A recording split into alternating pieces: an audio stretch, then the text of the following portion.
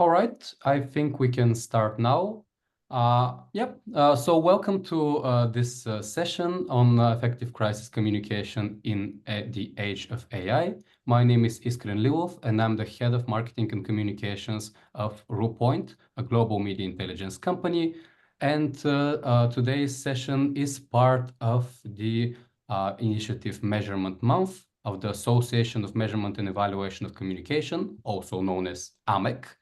And Measurement Month is an annual event where we gather for the whole month of November and talk all about measurement, all about the effectiveness of communication, how do we prove the value of our communication efforts, and how do we elevate the communicator's profession in the corporate world.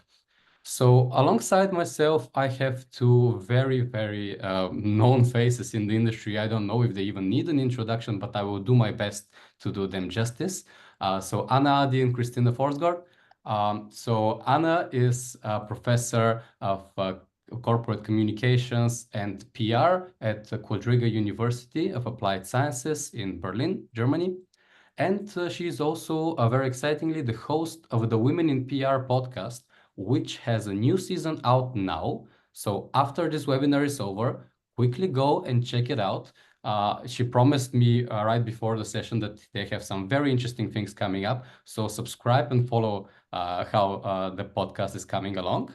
And of course, we have Christina as well with us, who is a very known face in the industry. She's a crisis communication consultant and founder of Net Profile, who are celebrating their 25th year in business. Next year in January is their birthday, and they plan to celebrate the whole year for this tremendous milestone.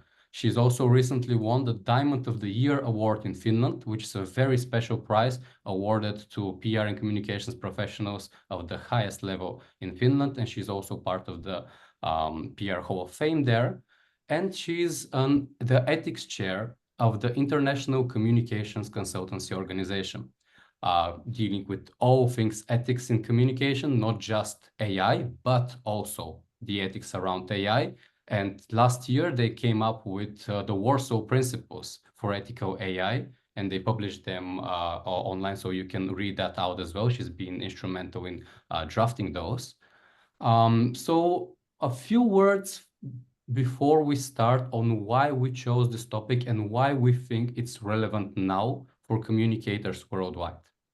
Obviously, I don't need to tell you about the importance of AI. Everybody has used it, everybody knows what it can do. But the peculiar thing about this technology is that it can do two things, two very drastic opposites. It can either cause a tremendous crisis for your organization with all the misinformation, disinformation, and all the possible deepfakes that it can create, but it can also be a very nice solution for combating the same problem that it creates. And it can also lead to some very successful campaigns, as we've seen also in some of the Cannes Lions submissions recently. So it's a very dual kind of technology, and we wanted to explore it in the case of crisis communications.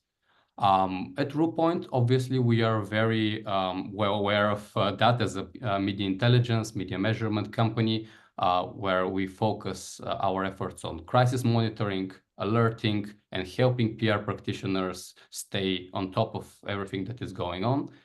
So it's a natural progress from all of these thoughts to gather today and have this webinar topic. Well, without further ado, just to tell you that you are very welcome to ask questions, but please do that in the Q&A section that you can see on the screen below. The chat section is not working in Zoom webinars, so you please use the Q&A section. And at the end of the session, we will have some time to address everyone's questions, so keep them flowing. I can see all of them, so it will be great to interact with you. Maybe to kick it off, I would like to ask a question to both of you. With the premise that AI is reshaping so much of PR and communications in the last years, from your perspective, how has AI specifically influenced crisis communication practices? Maybe we can start with Christina. Sure. I think AI has fundamentally transformed the whole landscape of crisis communications because it has, first of all, given us enhanced capabilities in situational awareness, because in the past we really didn't know what was happening, especially with the digital landscape, which is so vast. So it's impossible to follow that manually, basically. But now we have enhanced capabilities, but also everything is so fast that you need to be able to be fast yourself. And as the cyber defense IT guys who are fighting cyber attacks, if we look at the information attacks or in reputational crises, which we usually see, we need the cyber guys are saying that you cannot fight with human force against the machine. But I think it's the same way with us now, that we cannot fight the info war, or let's say the in a reputational crisis situation. There's so much going on, even though it might not be AI enhanced the attack against you. But since the majority of the people is so vast, you need enhanced capabilities. So situational awareness is definitely one of the benefits that we now have.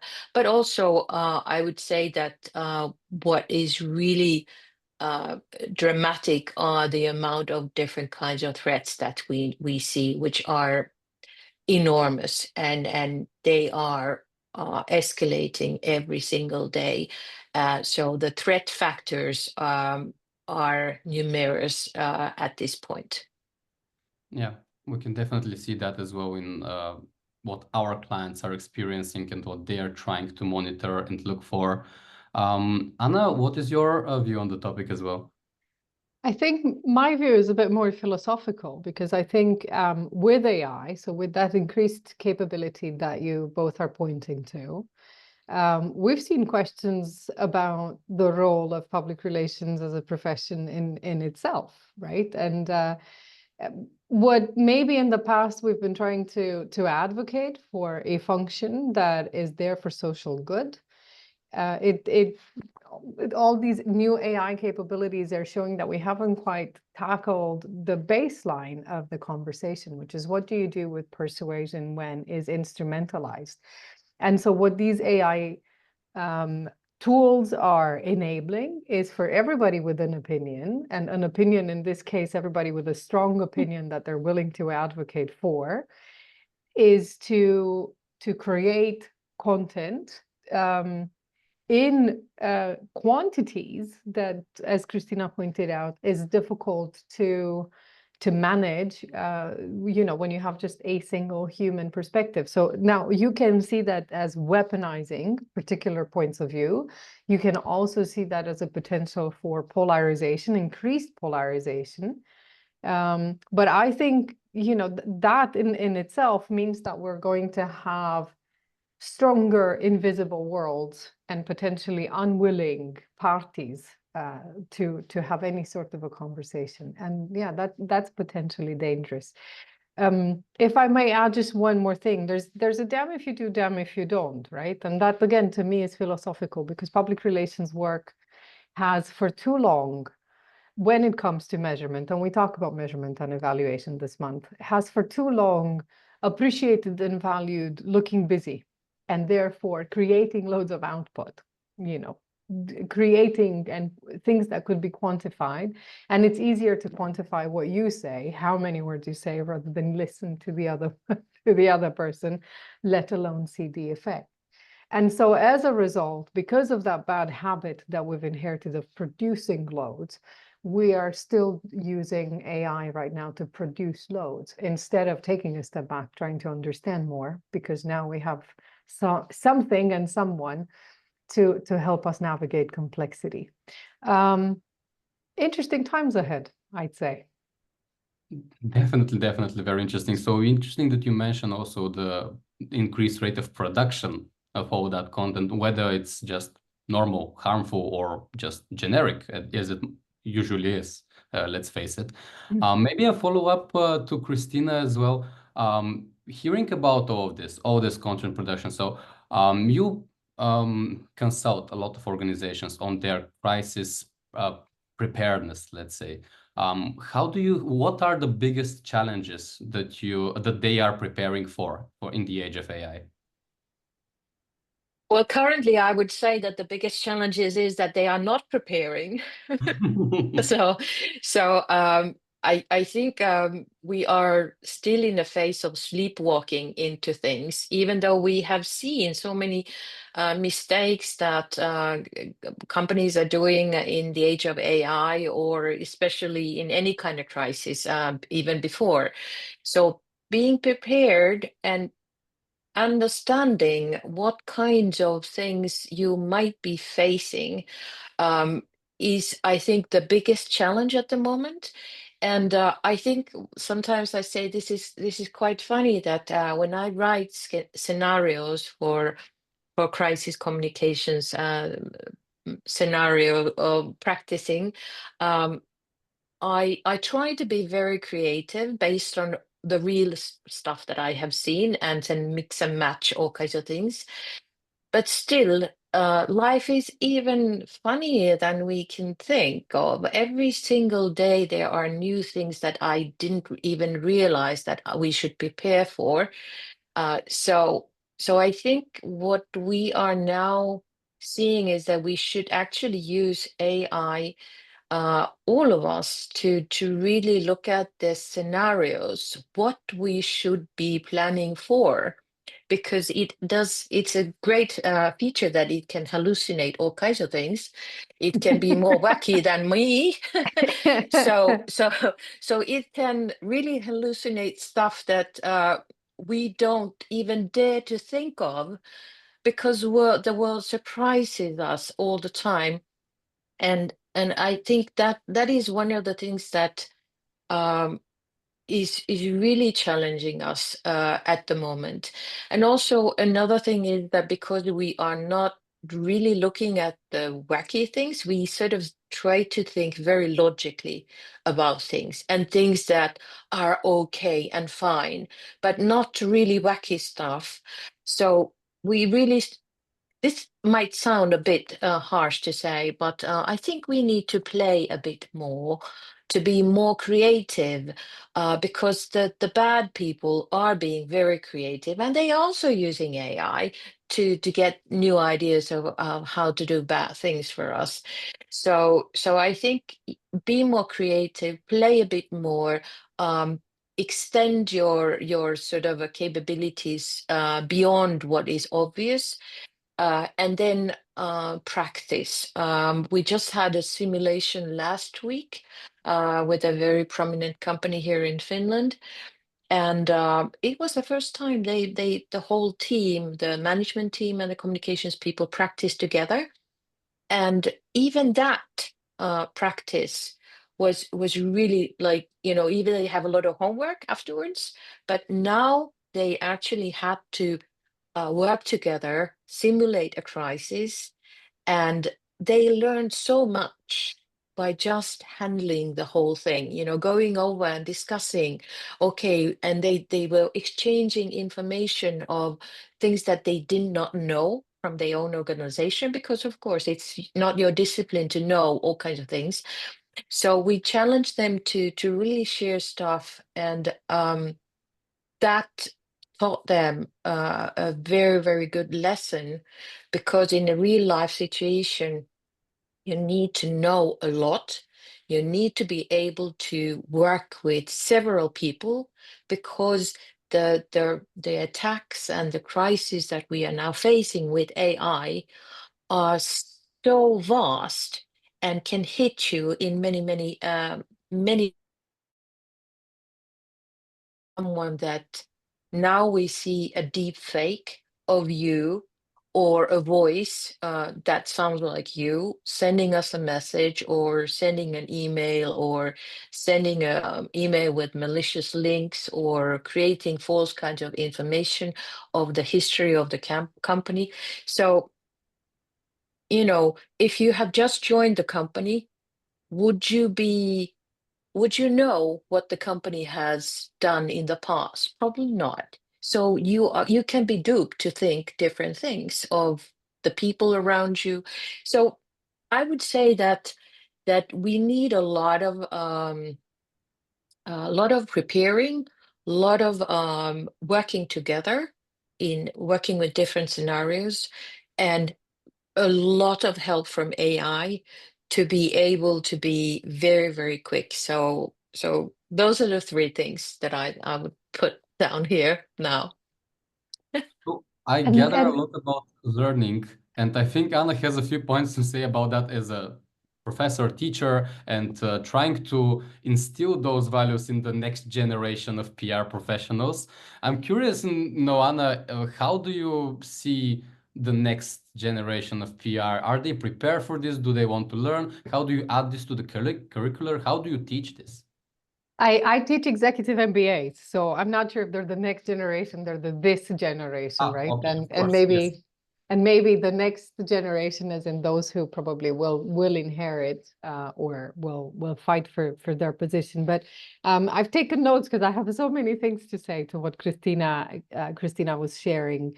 I'll start with one of the first things that we do, and that is central to comms practice, independent of crisis. And that is perspective. Changing perspective is highly, highly important. One of the things that I've been advocating since I joined Quadriga a good 10 years ago is a public relations function that is stakeholder oriented rather than solely focused on business success. And so in that sense, this changes a lot because having a public relations function that is stakeholder oriented means accepting, acknowledging, and to a degree inviting conflict into the organization, right? We can't. My biggest beef to fight in public relations is that traditional models of PR, thinking of the relationship, from A to B and B to A, so it's a binary relationship, have dealt things and everything, crisis included, in a 2x2, and have recommended balance, dialogue, symmetry to go out. But if you start, we're three. In a 2x2 means that we're going to have, in the three of us, we're going to have at least 3 relationships, if not more. So in that case, there's no way that everybody, if you think of a sea of stakeholders, each and one of them with their own expectations and demands, there's no way that you're going to make everybody happy at the same time, right? So changing perspective is essential to a public relations function that is successful, but is successful in an organization not only by helping the organization or the institution do what they want, but understanding the legacy, so the footprints, if you want, that these are going to leave long term. So this brings me to the next point. In our teaching, in my teaching, one of the things that I'm trying to do is to move measurement and to move the focus from measurement, so monitoring and measurement, to evaluation, which then means that we need to bring in elements of complexity and unpredictability that need to be combined with data limitations. So instead of thinking of data that this is finite and decisions to be immutable so they don't change, what I'm telling to my students is, yes, you can plan ahead. Christina was saying, to scenarios, to what ifs. So if I may, and I know you've allowed me to share, I'm going to share with you briefly, and that's a question if I can. No, apparently not. Share document screens, desktop. There we go. You're going to see all my entire desktop right now, but you'll have to live with that. Hopefully that's going to work.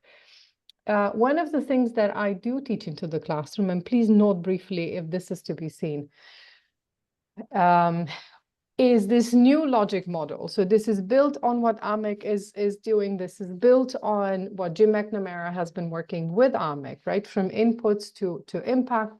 But what I'm saying is that instead of us going in a straightforward way, in an if this, then that. So if we had impact, inputs, then we have activities, then we have outputs. We need to include a cyclical thinking. And this is where, Christina, your scenario playing comes into play, where we disrupt, and AI in this case might help, where we are going to take a step back and think of what if we play this scenario from a different perspective. What is it that might happen? What if I don't have enough resource? What if I don't have enough information? What if my stakeholders want this and I don't want that, right?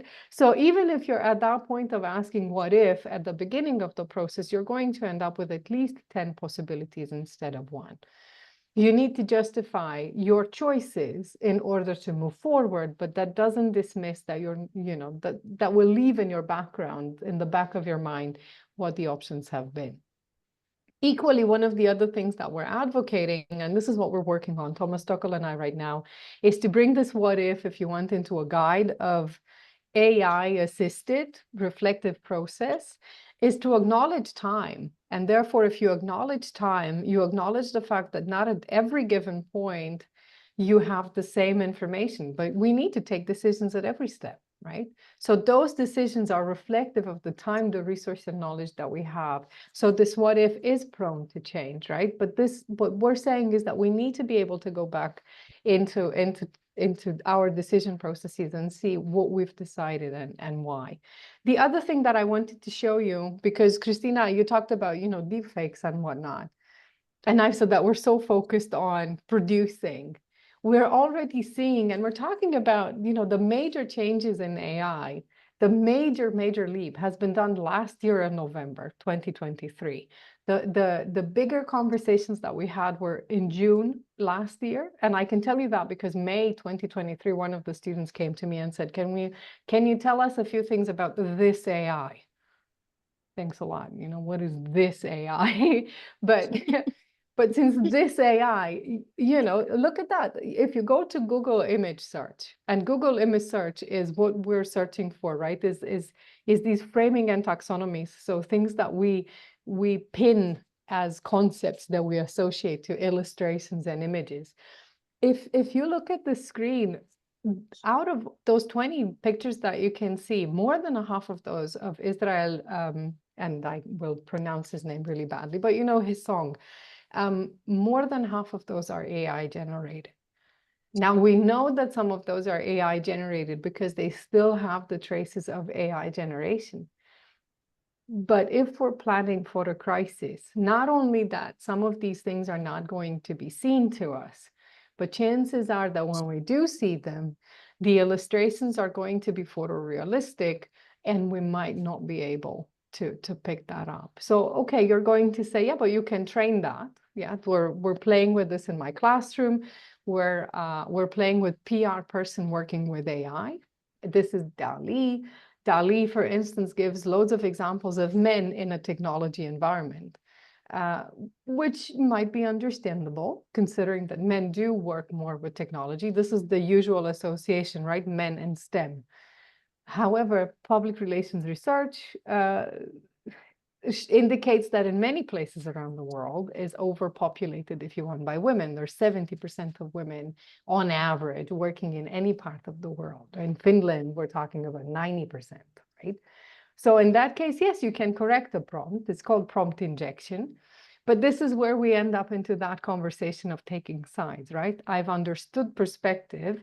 I have acknowledged perspective. I have instructed a change.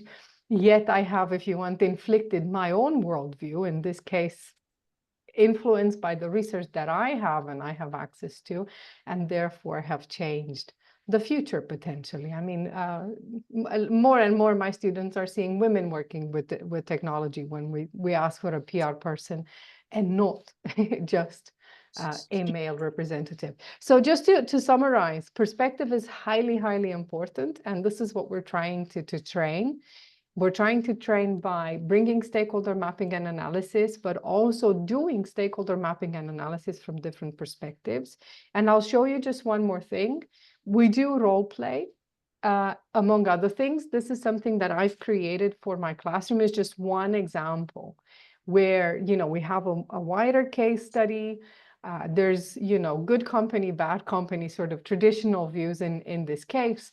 But what we're giving to stakeholders, they're a much more extensive vita, if you want. But in our case, in my classroom, these are infused with theory and research, right? Moral orientations comes from research that is done by Jonathan Haidt. Political preferences is something that is, again, exists in research. There's literature there on the political spectrum and how these ideologies might or might not be represented. Cultural background, again, this is Hofstede, the World Value Survey. There's a wealth of research in there. We cover all these things basically in theory, but then we bring that theory into very specific personas in this case that are associated as representatives. So either seen or unseen members of stakeholder groups, so that we might think of essential or unessential at any given time.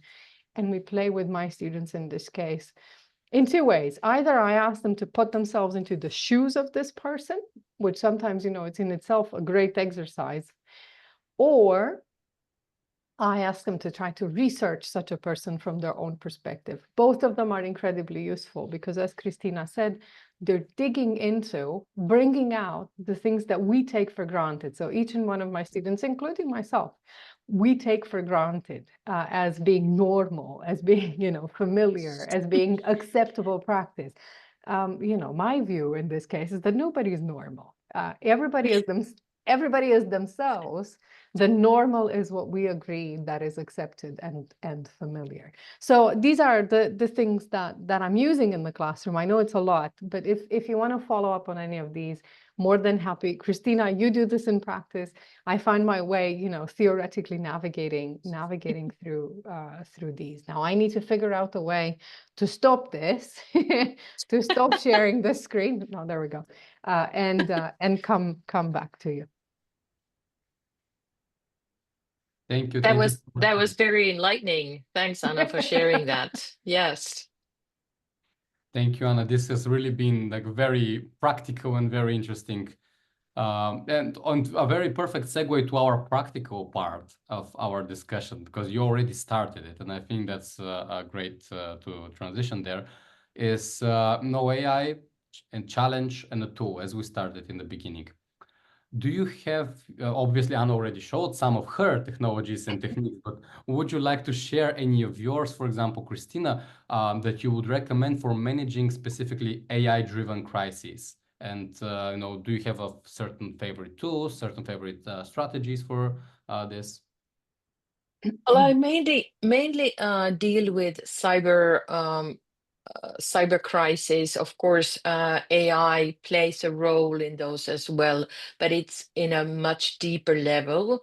And usually it's AI that has created some kind of a breach as well, or has been used in a breach. And usually those kinds of crises are multinational, because the attack is coming from outside, and you are faced with something that your crisis is not only reputational, but it's first very functional. It might be that there's a breach, so you have, or there's a ransomware case, or there are meddling with your social media accounts, taking hostage of your social media accounts or something like that. So I would say that you know the way that we have to deal with that is that we have to look at it's multidisciplinary work that we have to do. So we basically need to have first a lot of expertise on the table, around the table, to be working on that. So if I look at the tools and techniques, I would say that the tools actually vary a lot, because depends on the client or the case. Sometimes something that we tend to take for granted is we need communication tools that are reliable, because in just dealing with the crisis, and it has nothing to do with AI itself, but because the attacks are to your infrastructure, the communications tools basics that you usually normally have. That's what if we think about the techniques, we usually say that, okay, if you cannot use Teams or Zoom or whatever communication or email that you usually use, because those can be all compromised, or your whole ecosystem is compromised, because the power of AI is so dramatic. So we need these, like I'd say, okay, you need the second device, you need the mobile phone that is there for occasions. So I'm actually talking about really heavily preparing for those attacks that are really hybrid attacks against your whole ecosystem. And then you also need a channel how to operate. And usually I'm just saying Signal is a very good app, because so far no one has been able to make that out of use, not yet. But all the other ones have been somehow compromised, or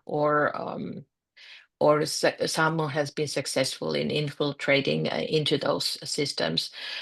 So I think that's one of the things that I have to start, and we have to start thinking that we cannot take for granted the tools that we use even in normal communications, because the tools are under attack at the same time as the information delivered through the tools is under attack or be altered with AI as well, because the power is so immense. So I would say that that when I think of preparing, I think of really thinking, we need to not only think of one teleoperator that we use, or one line that we use for Wi-Fi. We need to think of a second teleoperator, maybe even a satellite connection. So I'm really deep into this, but I really am talking from experience. And what we see now is that I don't know how many have seen that there was a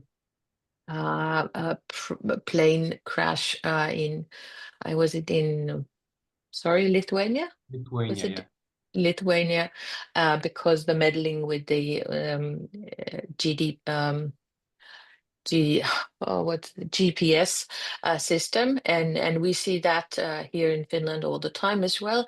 So I think we just need to start thinking much broader, because if we just limit that to either content or the tools that we normally use, we miss out the bigger picture, which is that the attack is on all the systems, or also the infrastructure, and AI has those immense capabilities.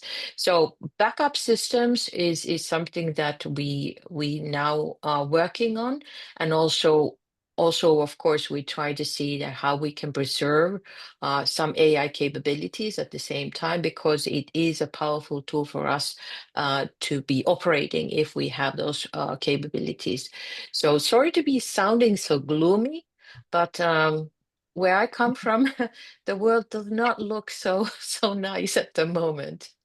But I have some examples there, Christina, to sort of support your gloomy scenario as and in a sense an invitation to others to go back to these scenarios, right? Because one of the things that you said is that a word that you used in one of your previous answers was wacky, right? How your word looks wacky, your answers are wacky. And I think that out of place, unusual answer is something that we should seek more, particularly in training. And I'll give you an example. I've taught it's 2 weekends ago. We have a course on theories of communication management. So we teach a lot of theory, but when I teach theory, I'd like to cover a school of thought. And in public relations, we have 3 schools of thoughts. There's modernism, and we all know the excellence theory of public relations, and we all know all these very straightforward models. There's postmodernism, and usually South Africa has produced as a country quite a lot of inspiring scholars. Darina Holzhausen is one of them. So all these questions that we see in diversity and inclusion about voice, about representation, about power, they sit in the postmodern school. And then, you know, my what if model is somewhere in between. It's meta-modernism, saying, okay, I see that they have these limited boxes, but we should also take care of the people, right?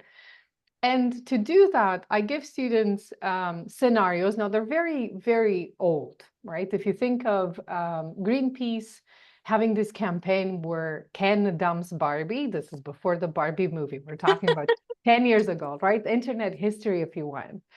I split them into teams and I say, okay, you're having this role and you're having that role. So we go back to stakeholders. But one of the other things I tell them is that you work in a communication function that sees comms from this perspective, right? Meta-modern or postmodern or modernist. And in the modernist structure, everybody does what they're told. In the postmodern structure, and this is where it got really interesting, students came back and they said, oh, it's wonderful to be an NGO in this postmodern world because everybody will want to collaborate with you. And I said, no. In a postmodern world, you as a business then will have as much of a right to see yourself as an activist as someone who's in an NGO. So in a postmodern world, the question is, how far would you go? So yes, you could accommodate and collaborate and sit down with Greenpeace in our example and Barbie and Mattel and think of how you're going to stop destroying the world. But at the same time, part of the postmodernist tenet is to think of how is it that you could ambush Greenpeace? How is it that you could destroy and belittle Greenpeace? Which is stuff that you would have thought it's part of, you know, the modernist tenet of protecting the organization. But, you know, how far would you go? And that extreme is highly, highly important because usually everybody thinks that, you know, when we talk particularly of crisis comms, if we talk of the darkest thing, you know, nefarious interests, and we talk about political interests, this is where how far you can go is coming from. Otherwise, it's just humans being humans and being silly and, you know, or going for a traditional play.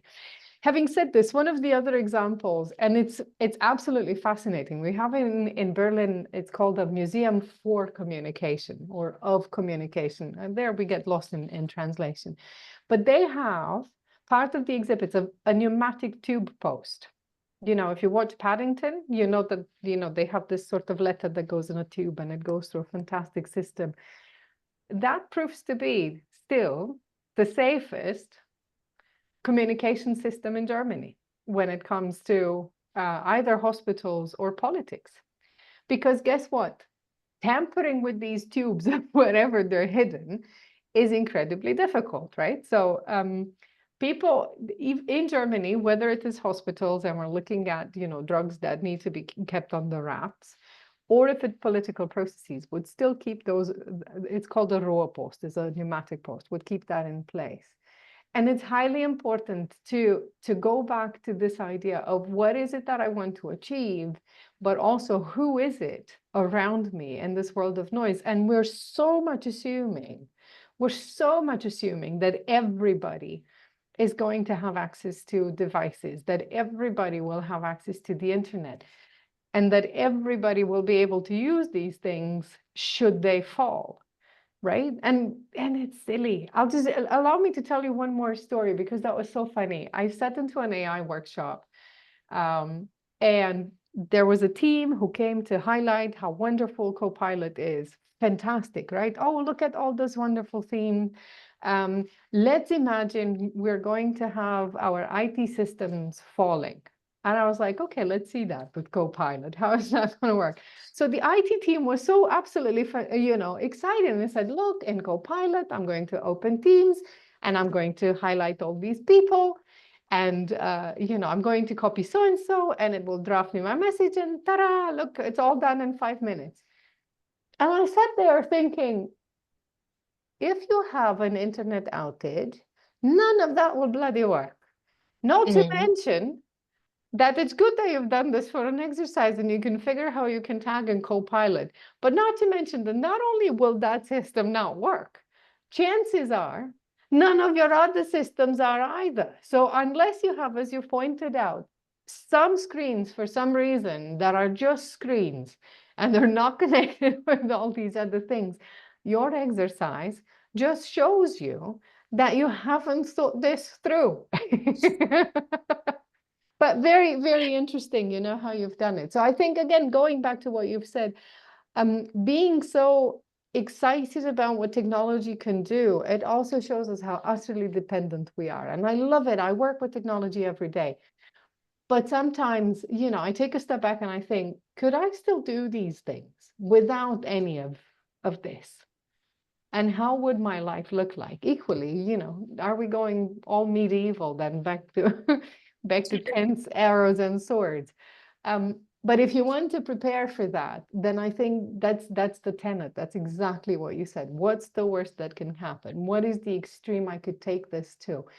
And we all have this in us. I'm sorry to be, you know, so skeptical about human nature, but each and one of us knows what are the outrageous limits of humankind. The difference in us being ethical is because, you know, we would do what we have agreed is the right thing, even when other people are not watching. But that incentive is not the same for everybody else. Thank you, Anna. Can I just I comment, because I think this is so highly important, because I think it's lovely to see that we're on the same page and understand that there's no communication if we without communication tools, and if everything that we rely on is digital, you know, it's impossible, because denial of service attacks on websites, we always think that, okay, we put stuff on our website.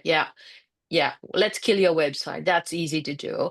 Let's kill your social media accounts. That's very easy to do, because you know, I have dealt with a lot of problems, a lot of hijacks on social media tools. Even the social media tools themselves can kick you out. So somebody is doing something then and incriminating you. So let's take that on the table. Then you have press release systems. Of course, you might, well, or your own systems, how you use them, how do you produce material, all the contact information, if they are in your CRM, if your CRM is not working, how do you communicate to anyone because you don't have the contact details?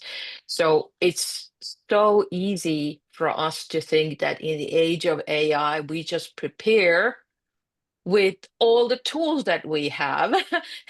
and yeah, in one scenario, yes, we can do that, but in the gloomiest scenario, we always have to think, what if these resources are taking out of us? It can be human resources, but it can be power, it can be the tools that we have, whether software or hardware.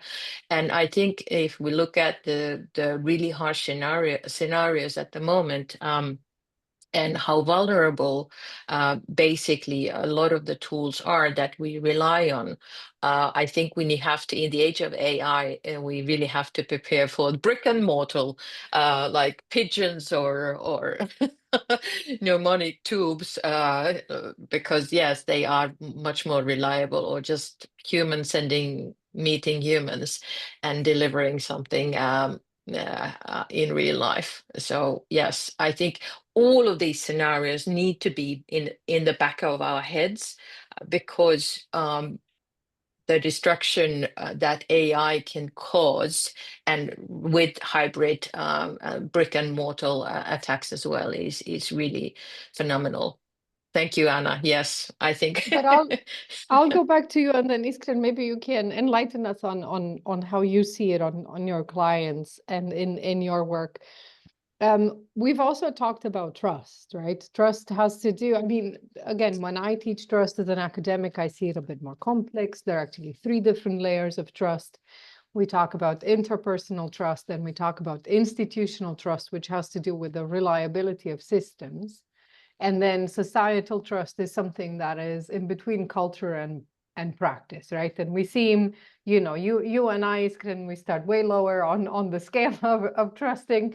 History has a great deal of messing with that, politics as well. But here's the thing: trust is context based and has something to do. So interpersonal and institutional trust is a point in time, is context based, and it can be transferred. Now, here's a very interesting thing, because what we've seen from history when it comes to misinformation, and particularly with disinformation, right? So what we qualify as propaganda, is that for propaganda to work, what it needs is to take advantage of trust. And actually is not trust, but rather mechanisms of trust. So the reason why we need trust as humans is to take a shortcut to decision making. Otherwise, you've seen me drinking water. Whenever I have talks like these, I do need water, because otherwise I will cough at you like a donkey for the rest of the afternoon. So, but if I wouldn't have these mechanisms of trust, I would keep on second guessing of whether I can hold a cup, whether my hands are going to listen to me, whether I can gulp it, whether the water in it is okay. So we need all these to take decisions. And what we've seen is that with technology, so we have all these layers of mediated communication in the way from a human to a human. So until Christina and I would talk to one another, we would need a platform and yet another platform that needs to work. At some point, these get taken advantage of, and we don't make the effort to, either because we don't have the time, can't be bothered, haven't thought about it, but we don't take the effort to verify the source. And this is where we fail. Wonderful. There's a wonderful example, for instance, how the HIV idea that it's a virus that escaped from a lab is something that was, planted by the Russian Information Ministry in the 1960s in a very obscure newspaper, English publishing newspaper, somewhere in Pakistan. And then years later, this has been picked up somewhere else in Africa.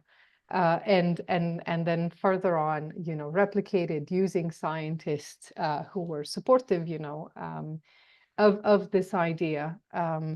And so it's those mechanisms of trust. Now, there's a New York Times trilogy that I'm mentioning, but I think going back, the lesson that I would like everyone to take from my example is how a dose of skepticism is useful. And in this case, the question is, when we're using AI systems to train, or when we're using AI systems to question perspective, I think we should figure out, what is it that we're after? What are the things that we take for granted? Where is this information coming from? Can I trace it? I mean, it's wonderful, that ChatGPT can tell me, the crazy thing I've tried today is to figure out what creams I should use to look younger. As a Transylvanian, I'm not sure it really helps. But having said this, are those creams real? Can I find them? Or am I reading about, and this is stuff that I really don't know about, right? Whatever chemical compounds we use or organic compounds in creams. So I go back, mechanisms of trust. What is the information that we need to trust? And therefore, what are the shortcuts, the leap of faith, as I call them to my students, that we're taking in order to take a decision? I don't know, how do you see this with your clients, Iskren? How does it work? How trusting are your clients, and what do they ask you? Well, with clients, it's usually easier because they already come prepared with most of their information. As you know, most of the clients already have had a provider of media, either usually the biggest conversation we need to do is exactly what you, Anna, said, moving the conversation from simple measurement and monitoring to evaluation, or what we call it, insights. So to show why you actually need insights on your monitoring, because, okay, we can deliver all your press clippings, everything that you would like to see, just like in the old days. But at the end of the day, you need somebody to decipher all of this, what that means for your particular case, taking into account your business, your objectives, your organizational goal as a whole, not just the communications goal, but your organizational goal, because all of that needs to work together. And no, after I see that in our audience, also our head of insights at Ruepoint, maybe she has also some notes to give there. But I am very, very confident when I see after the clients try insights and try, this added level of measurement and evaluation to their service. It is certainly a life changer for them. Their job gets a lot more strategic. They can give a lot more powerful insights for the C-suite, and they become more useful in the face of the people that decide their job, the C-suite. Because obviously we all know that the communication role is extremely useful, but sometimes it is considerably undervalued. It is seen as a money dump where you just throw money at it and it burns. But now you can actually prove how all of this is impacting your business objectives at the end of the day, not just communication objectives.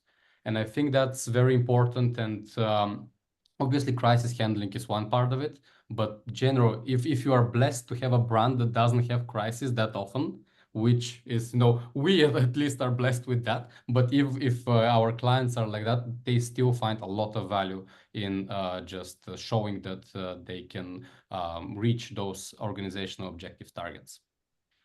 And maybe because we are a little bit going towards, we are eating up a little bit of the questions time, I would like to pose a question that Asma Selma has written in the chat.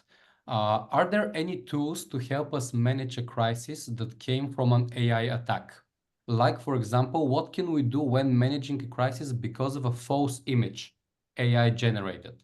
So that I would think is like a misinformation attack or a deep fake attack that we have towards our brand. What are your suggestions for tools to manage such a crisis?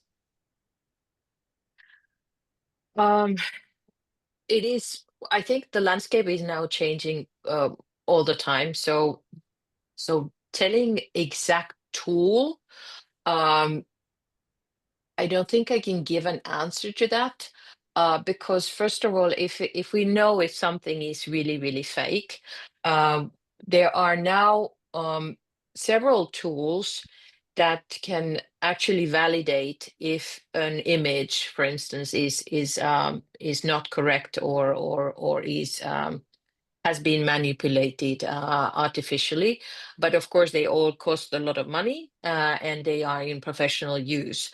So it's very hard to get them unless you are in the process of validating or making sure that you are releasing photographs or images that are always validated.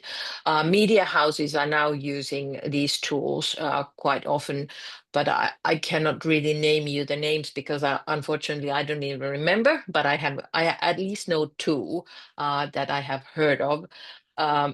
But if there is any kind of information that is fake or not true, whether it's someone altering your history, which is really heinous crime, I think, because meddling with history and changing the history of any person or a state or a company is quite devastating. But it does happen.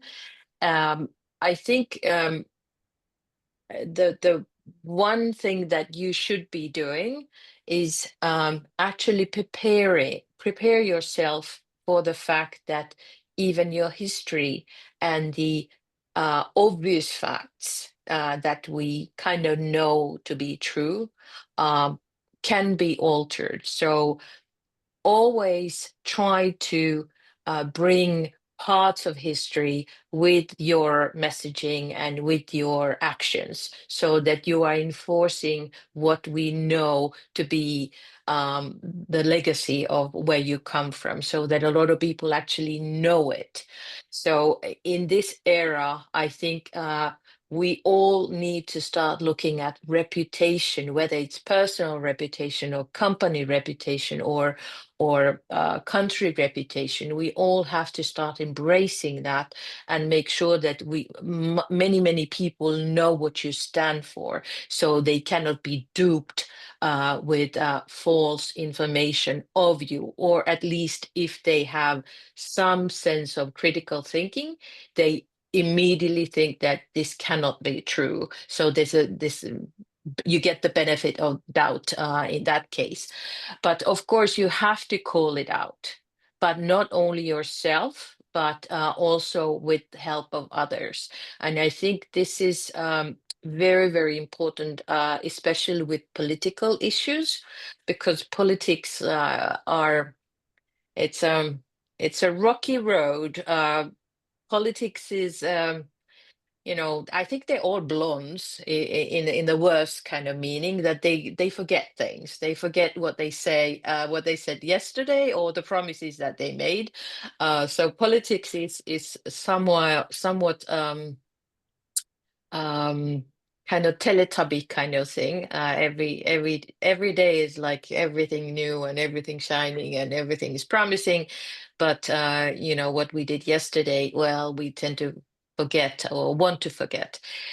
So I think especially with political scene in democracies, when we see that there's a lot of meddling in political scene, but also that is spreading to companies as well. They are being tarnished with information that is not true anymore, and not maybe not in one attack, but slowly crumbling, like bits and pieces here and there, eroding that trust that Anna just so brilliantly explained, eroding that trust so that it sort of falls under the threshold that you probably don't want to do anything, because it's not a massive attack or it's not massively wrong. It's just something there. But if you have a lot of crumbs that are not true, that and eroding the trust, then it doesn't really have to be very much anymore when it sort of tilts the whole thing around.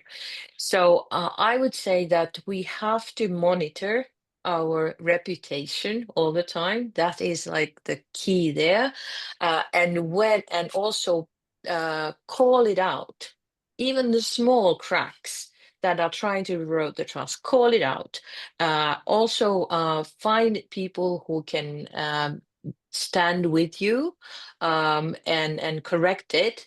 And if you are in a situation where that actually tilts, in those countries where we still have credible media still holds a lot of trust in some cases, not every media, but there are media outlets that still they have earned our trust, and they still have that trust, that they can actually call it out as well, because that supports it. But I think we are in a situation now that there's so much going on that we don't even realize that somebody might be already crumbling our basement, and it's just the final kick that they are waiting for, and then it all falls down. So I think we just need to be very, very careful to safeguard the trust element, because it can be just one hit away that we sort of fall, and then it can be devastating. It can be something that we cannot fix because there are so many cracks in the basement already. Anna, maybe if you would like to also take the question.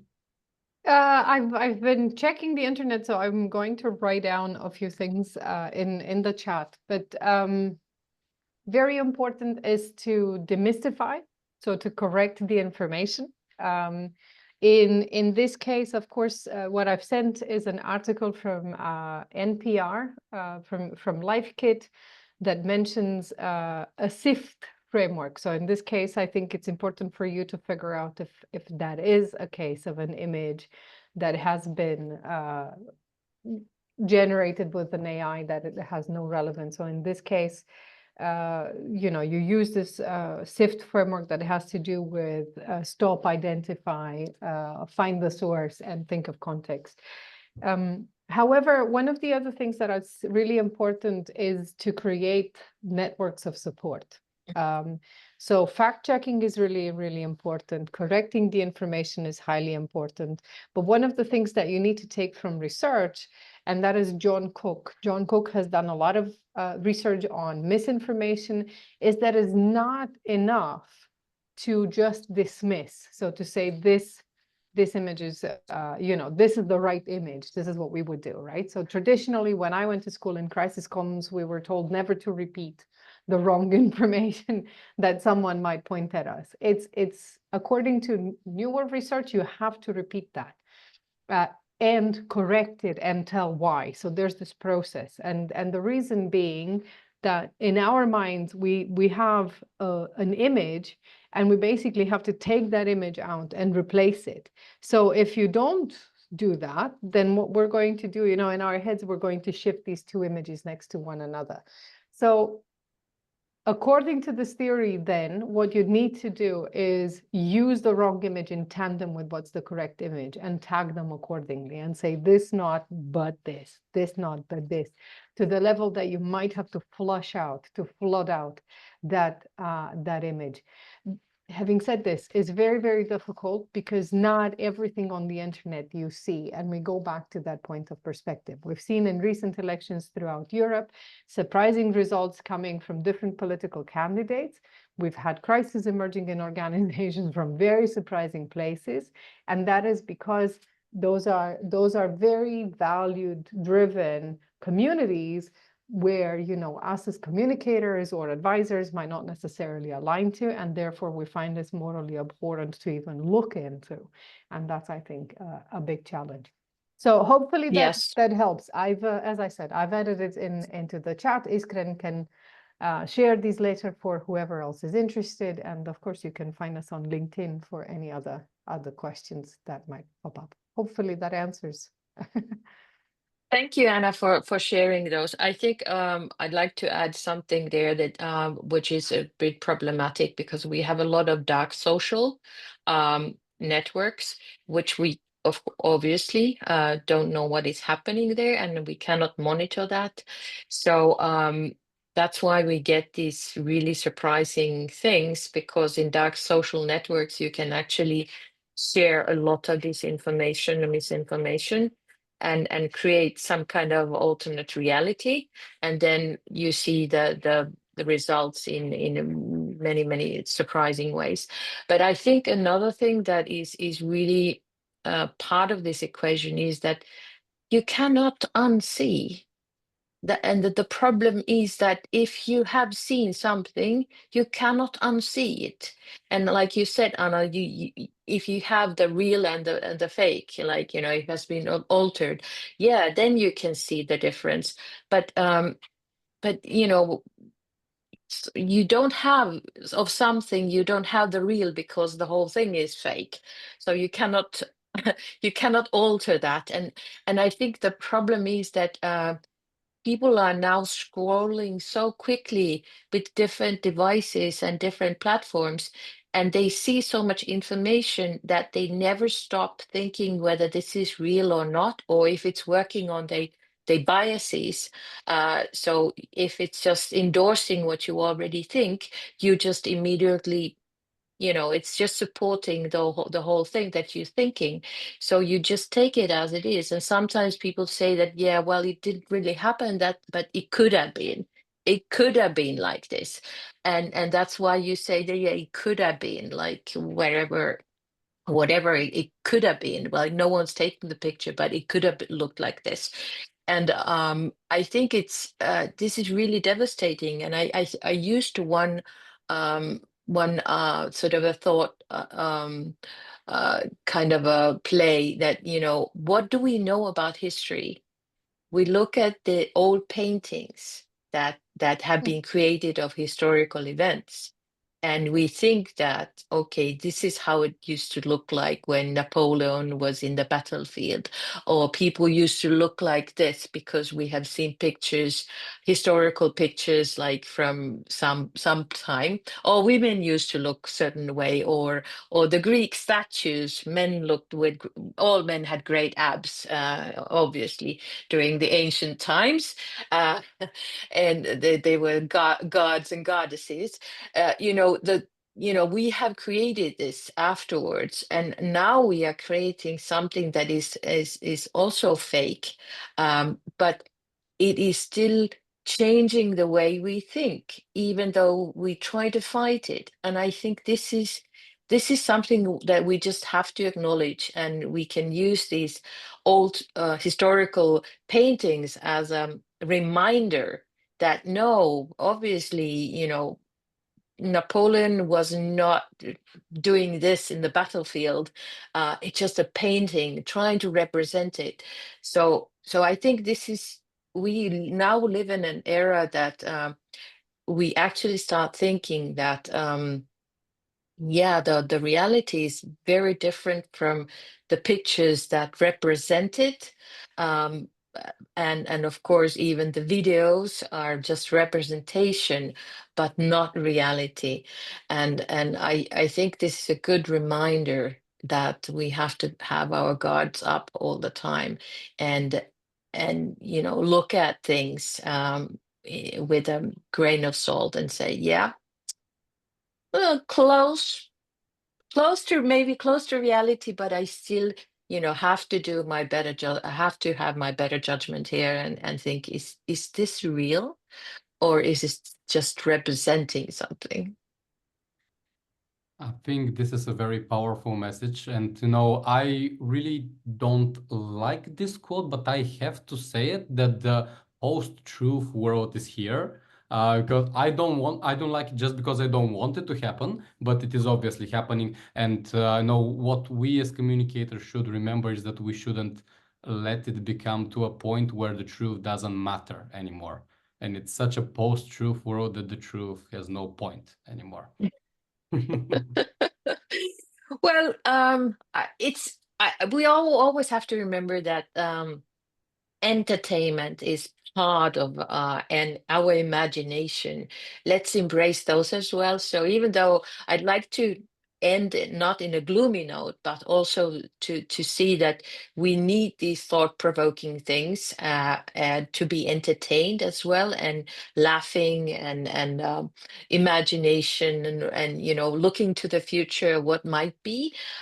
So everything is not fake or disinformation or disinformation. It can also be something that we all laugh at and see. But I think if we think what we are doing as communicators, we have to sort of have this meta level of thinking as professionals, and always remember that we are the adults in the communications room, and even though everyone might be going crazy over something, okay, let's look at the situation and say, okay, yeah, this might be or might be not, but this can be funny as well. But of course, let's make sure that people don't fall for something that is harmful for them or for us. Yeah, I like this approach, and maybe just for as a finishing note, because you, Christine, already said a positive thing that we can take out of this discussion today. I want to give the floor to Anna for one positive thing that we can take, and then I'll conclude with another one, and we can all get happy to have our dinner or whatever time zone you are. One positive thing is that you can see how wrong and in how many ways you can be wrong. And I think that's enlightening, because that might just keep you away from doing the thing that you thought you were so right about. So yeah, there's skepticism is there for a reason, and I don't mean cynicism, but skepticism and critical thinking is there for a reason. I think AIs can help in becoming those sparring partners, if you want to see the extremes to which our thought processes can go. But even that, you know, extremes have also limitations. So I think do that, challenge perspective, challenge what you take for granted, challenge what you think is normal, and see where that is coming from. And I think we should all get more comfortable with discomfort. And in a sense, that's what crisis comes is there for, right? That we get used to the weird, as Christina said it, so that when it happens, we recognize it. And instead of panicking or taking decisions that are driven by scarcity, we take decisions that, you know, are rational and we can justify. Fantastic. If I may just round up with one positive thing myself, from everything I've heard today, I can just say that our jobs as communicators are safe from AI. That is one. Yes. That is one very positive personal outtake that I would like to give to the audience. Absolutely correct. And for now, that's what I'd say, yeah, right? for now. Well, Iskren, thank you for having us. Thank you very much. Thank you for having us. And as a very, as a wise and very creative and comms unpredictable person, Jeremy Clarkson once said, on that bombshell, we would like to end today's session. Thank you all so much for attending. And of course, you can follow Ruepoint, Anna, Christina, myself on LinkedIn to get more updates on our work. And see you next time, whenever that may be. Enjoy your night. Bye-bye. See you. Bye-bye. Bye.